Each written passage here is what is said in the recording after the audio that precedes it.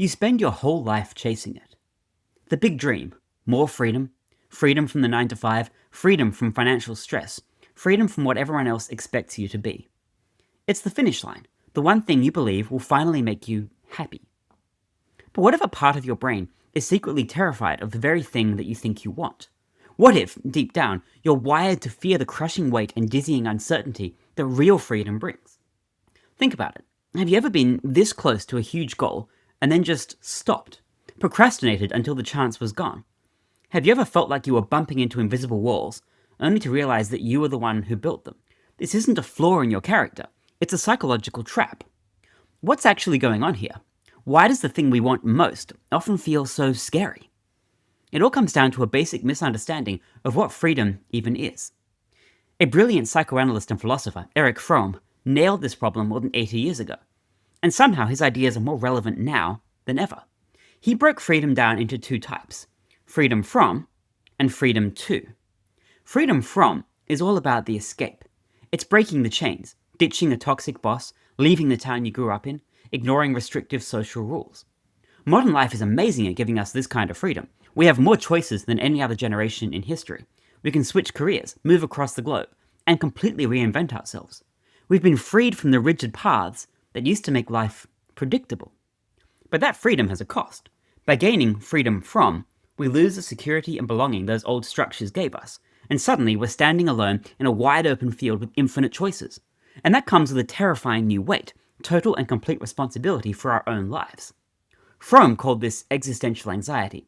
It's that dizzying feeling when you realize that you, and only you, are the architect of your life. There's no script, there's no one else to blame, it's all on you. And that's terrifying. This anxiety is so deeply uncomfortable that without even realizing it, we start looking for an escape. We start searching for a new set of chains to replace the old ones. This is the escape from freedom. It's that primal fear of the unknown, the fear of choosing wrong, the fear of failure, and of course, the fear of success and all the new pressures it will bring. This fear doesn't show up and introduce itself. It works in the shadows, and it looks a lot like self-sabotage, a twisted subconscious attempt to keep you safe from the dangers of being your own boss. It usually appears in three main ways. First, there's automaton conformity. This is when you dodge the anxiety of choice by just becoming a copy of everyone else. You adopt the goals, values, and lifestyles of the people around you. And it's not because you actually want them or want to be them, but because it feels safer than carving your own path. You climb a corporate ladder you hate, or chase a version of success that looks great on Instagram but feels empty inside. You basically become a well-dressed, well-fed robot, trading your true self for the comfort of the herd. Second, we have destructiveness. And this is when the anxiety gets so loud that you try to blow it up with destructive habits. It's the chronic procrastination on that business idea you've been talking about for years. It's picking fights in a good relationship because real intimacy feels scarier than conflict. It's using addictions or mindless scrolling to numb the feeling of being lost. You can't fail if you never really try, right? You can't fail if you blow it all up yourself. And third, there's authoritarianism. And this is when you just hand your freedom over to someone else or something else. You give up your power to a rigid ideology, a demanding boss or a guru who claims to have all the answers. You trade your personal freedom for the security of being told what to do. It might feel like relief, but it's a relief that costs you your own growth. Do any of these sound a little too familiar? It's not because you're weak. It's a perfectly human reaction to a weirdly modern problem, having all this freedom without the mental toolkit to handle it. The good news? You can learn how to build that toolkit. Recognizing the trap is the first step, and getting out of it asks for a completely new game plan. Here are 4 ways to start. Hack number 1. Face the fear, don't fight it. Our first instinct when anxiety hits is to run, but as long as you're running, the fear is calling the shots. And here's the secret: freedom and anxiety are two sides of the same coin.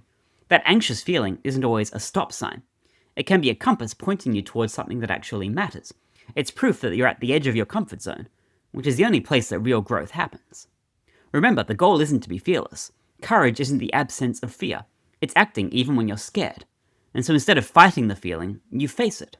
When that dread creeps in, pause, acknowledge it without judging, and say to yourself, okay, here's the fear. I feel it in my chest, but it's here because this is important. And then breathe. By simply noticing the anxiety, instead of immediately reacting to it, you take its power away. You start to realize it's just a feeling. It's not your commander-in-chief. Hack number 2, redefine your relationship with failure. One of the biggest things that keeps us stuck is the fear of making the wrong choice, the fear of failure. We get so paralyzed by all the possibilities that we end up choosing none of them. And the hack here is to completely reframe what failure even means. Failure is not a final verdict on who you are. It's just data. That's it. It's information telling you what didn't work so you can try something else. Every single person you admire has a list of failures longer than your arm. The only difference is they treated failure as a tuition fee, not the end of the line. Give yourself permission to mess up. See every action not as a pass-fail exam, but as an experiment. You are a scientist in the lab of your own life. Experiment, get the data, learn, and adjust your strategy. If you're seeing yourself in these patterns and you're ready to stop being your own worst enemy, hit the subscribe button and let me know in the comments. What's one small act of freedom you've been putting off because of fear? Hack number 3. Build your freedom to muscle. For years, you've been focused on freedom from. The hack is to start exercising your freedom to, your power to create, to act, and to build a life that's actually yours. And this starts with brutal honesty about your values. Forget what you're supposed to want. What do you want? What does a great, fulfilling day actually look like for you, not for your social media feed? Once you have a tiny spark of a vision, you build the muscle for it by starting impossibly small. The fear is so huge, so unmanageable, because we imagine carrying the entire weight of it at once. Don't do that. Just pick up a pebble. Instead of I'm going to start a business, try I will spend 15 minutes today researching one concept. Instead of I need to become a confident person, try I will share one idea in today's meeting. Every time you keep one of these tiny promises to yourself, you build self-trust. You're proving to your brain that you can handle responsibility. And this is how you build real confidence from the ground up, one small, deliberate choice at a time. Hack number 4. Cultivate productive autonomy. Erich Fromm warned that total freedom could lead to feeling totally alone. And that feeling of isolation is what sends us running back to the comfort of the crowd or the numbness of distraction. The cure isn't to surround yourself with people, it's to build genuine connections while also learning to be perfectly content in your own company. Schedule time for what you might call productive solitude. Dedicated time to connect with yourself through journaling, walking in the woods, working on a passion project, or just sitting with your own thoughts without needing to immediately silence them. When you can find security from within, you stop needing it from the outside world, and you build an inner foundation that makes true freedom feel less like a terrifying empty void, and more like a welcome open space to create. Freedom isn't a destination you just arrive at one day. It's not a trophy they hand you at the finish line. It's a skill you have to hone every single day. It's the practice of looking uncertainty in the eye, the courage to own your choices, and the compassion to forgive yourself when you get it wrong. Because you will get it wrong. And that's okay. The fear you feel is normal. The instinct to auto-sabotage is a deeply human, if misguided, attempt to protect yourself. But fear doesn't have to be your CEO. You have the power to understand it, to challenge it, and to slowly, deliberately reprogram your own mind. You can go from being someone who runs from freedom to someone who uses it to create an amazing life. Thank you for watching. If this video hit home, please share it with someone who needs to hear this. And for more about the philosophy of getting out of your own way, make sure you're subscribed. Now go out there and take one small, terrifying step. Because it really is up to you.